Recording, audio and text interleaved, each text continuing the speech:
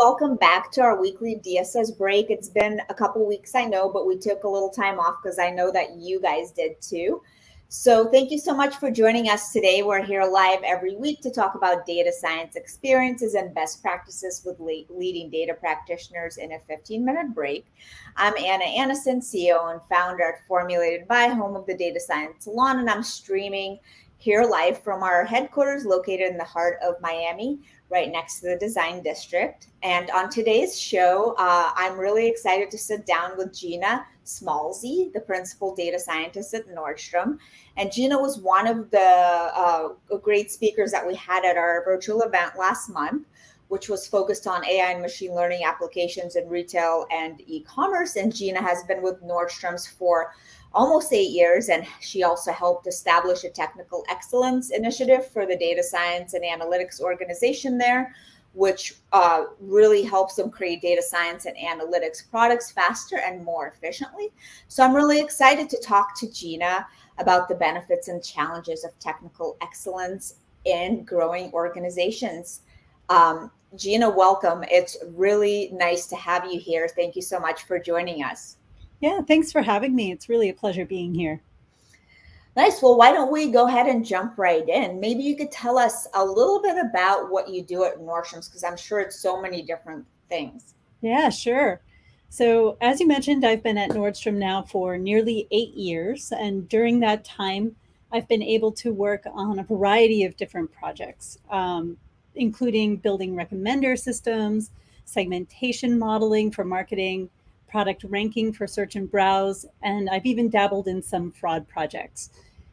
And so being really intimately involved with these really disparate projects allowed me to both see and really experience the pain points in developing these data science projects. And so that led me to develop ways to become more efficient, not just for a single project or a single team, but organizationally. And so currently my focus is on looking at ways to be more efficient cross-functionally. Cool. No, that's really awesome. No, thank you for sharing that. And under Mhm. previous salon, you shared your experience with establishing technical excellence in growing organizations. How do you define technical excellence, and what does it mean, and why does it matter? Oh, great question. Thank you for asking that.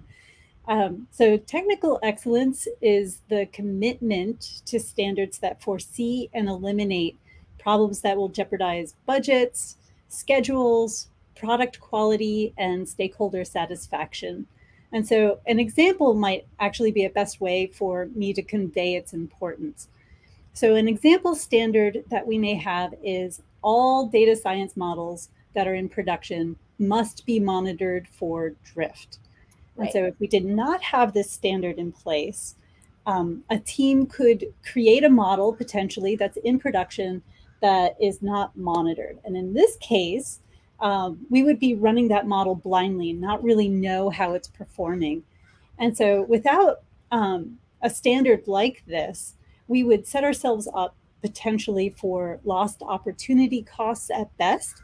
But depending on the model and how it's used, it could also lead to legal risk and also to brand damage. So yeah, it sounds like it's super duper important. Yeah. And what brought you to work on technical excellence, and what is the Technical Excellence Initiative? Yeah. So Nordstrom's analytics data science, analytics and data science organization is fairly new, and it's grown really quite a bit since it started in 2015. The organization itself focuses on five major areas that are aligned to marketing, supply chain, digital and styling, merch, and strategic analytics. And as we grew, each team started really to develop their own standards. But these standards were developed by different people, and the communication about these standards between teams was actually pretty limited. And so we ended up developing different standards for different teams. And the issue with these differing standards is that it could lead to differing product quality, it could lead to duplicative work, and it could introduce risk into our data science and analytics projects. And so the Technical Excellence Initiative was really created to ensure that we, as a data science and analytics organization, work with each other to create the standards that we then hold ourselves accountable to. And so Great. this, go That's for an it. awesome idea. So Yeah. that's awesome. That first, thank you so much for sharing that, and continue on. Sorry for I didn't mean to cut you off. Oh yeah, no problem. I was just going to say that the initiative involves the standards themselves, but it also includes a review process. And this review process helps us ensure that our projects are actually adhering to those standards. And it also encourages communication between teams, and it facilitates a space to pitch new ideas and get feedback from senior data scientists and analysts.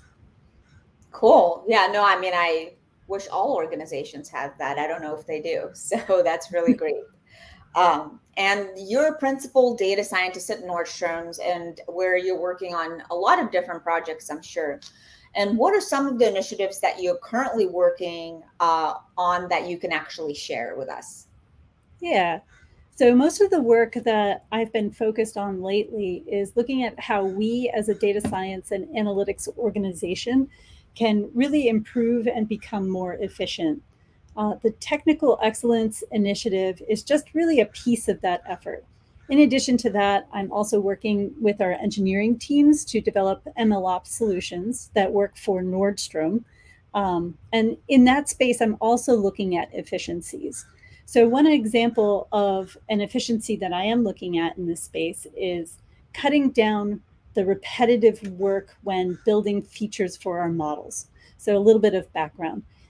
Many models that we build may contain or may use some of the same, exactly the same features.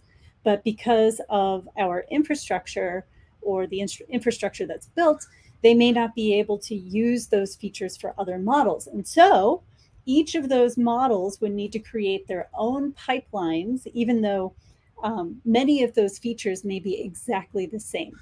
And so this is a problem because a single data scientist that's creating, say, multiple models will need to repeat the same or nearly the same pipelines for each of their models.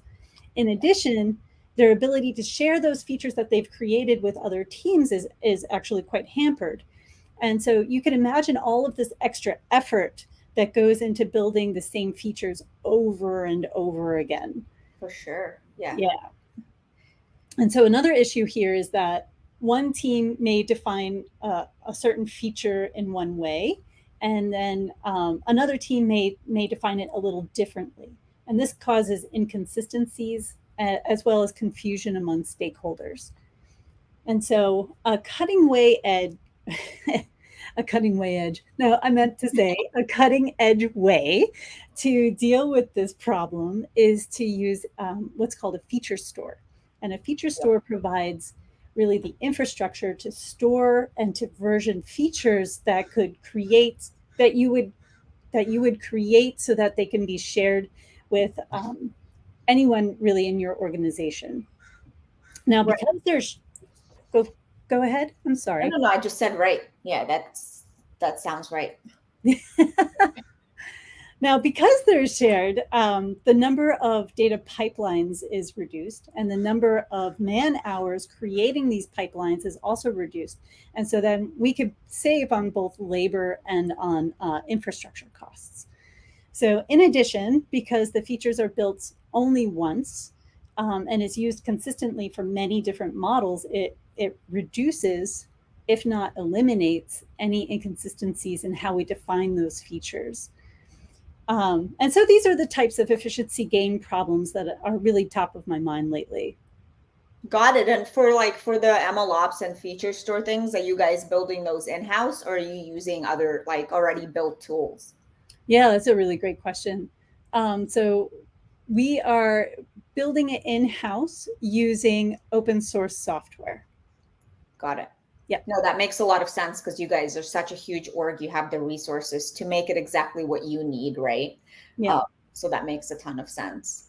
So let's talk a little bit about your time at Nordstrom's. And I know you've been there for almost 8 years. And I also know that a lot of companies are struggling with retaining talent in the data science space that I don't usually talk to people that have been in one place for so long. So I'm wondering what motivates you to stay with Nordstrom's for so many years? Oh, this is a great question, and thank you so much for asking it. And so, really, I could only speak through my own experience here, but there are a number of reasons why I stuck around Nordstrom for so long.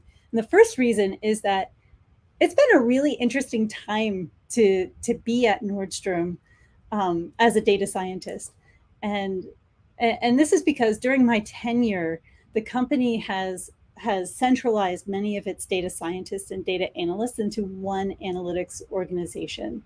And that organization, since I've been here, has continued to grow. And this gave me opportunities to learn more about different subjects in data science, as well as business and leadership. And so another reason that Nordstrom is that I really love staying at Nordstrom is that it respects work-life balance. They're really a company that appreciates the fact that each of their employees have their own lives. And so, for example, my typical schedule is 9 to 5, and I'm not expected to work evenings or weekends. And if for some reason I do, because occasionally that does happen, they're really good about giving me the appropriate time off to make up for it. And I never feel bad about taking the time I need for my own personal well being. And I'm encouraged to do so by my managers. But perhaps the most influential reason for me sticking around is that the people are really, truly amazing. They're brilliant and kind and empathetic. And I love working with people that have this growth mindset and are really excited about making Nordstrom better than we found it. And I feel really lucky that from the day I started working at Nordstrom, I felt very well supported. No, that sounds cool. I mean, that's really amazing. It sounds like Nordstrom is a really neat company. I mean, I definitely like to shop at Nordstrom's, so it's nice to hear that it's such a supportive company. And that's, I think, all the things that you mentioned is really how you retain talent, right? Mhm. So, and that's really great to hear. And are you guys hiring at all? Because I mean, this is something, that people need to hear that are looking for jobs. I don't know if you are hiring though. We are hiring, and if you're interested, you could go to our careers website. I think it's careers.nordstrom.com and check it out. Cool. Awesome. Well, maybe we could go back and talk a little bit more about establishing the technical excellence. What is the process at Nordstrom's to establish technical excellence? Yeah. Well, the process started actually with the engineering team, not with data science and analytics. So I can't really speak to how they started their program, but I can speak for how we started in data science and analytics. So in our organization, it started out really as a grassroots effort.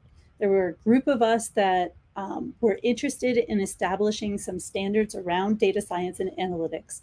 And so we ended up getting a large group of volunteers together to talk about what actually needed standards. And so we came up with a list of topics to standardize, and we split ourselves up into smaller groups that focused on creating standards for those topics. And this was really a great first step because it showed that there was a lot of interest as well as enthusiasm in creating the standards. Um, and it also gave the employees that were participating both communication and leadership experience. But after a while, it became apparent that we lacked a little bit of focus. And so some teams were working on standards that were more engineering focused. Some teams were writing standards that were really more of a tutorial or a best practice. And so at that time, I took a step back and made note of our challenges and exactly where we were at with the program. I also started talking more with the engineering team who had a more mature process than we did. And I wanted to talk to them about how they actually handled their standards. And soon after that, my team and I were working on integrating something like the engineering team's process into our standards. And so we spent time focusing on the scope of what is the data science and analytics standards program. And we put together a process for contributing and adhering to those standards. And all of this really shaped what our technical excellence initiative is today. Cool. No, it sounds like you had a huge, handle in moving us forward. That's really awesome to hear. And you mentioned that you made a list of the challenges that you guys faced. Maybe Mhm. you could tell us a little bit about those before we wrap up. Yeah, that that's a great question.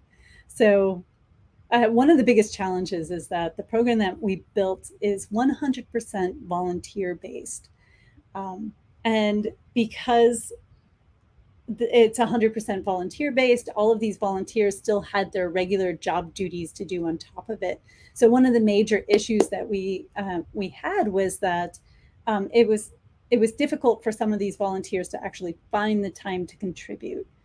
And so, as a next step, we're looking at ways that we can measure and communicate the success of this program to our leaders to make sure that our teams have the bandwidth that's needed in order to continue with these efforts. Right. No, that's hard. I mean, any kind of volunteer thing, people always put it on the back burner, So, Yeah. great job on pushing it forward and making it a success. So that's all the questions I have for you today. Gina, thank you so much for joining us and for sharing all the new things that you're working on. That's really exciting. It was such a pleasure to have you here.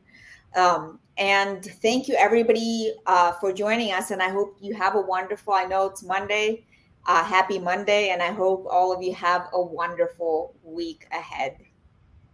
It was a pleasure being here. Thank you for having me. Thank you. Bye, guys.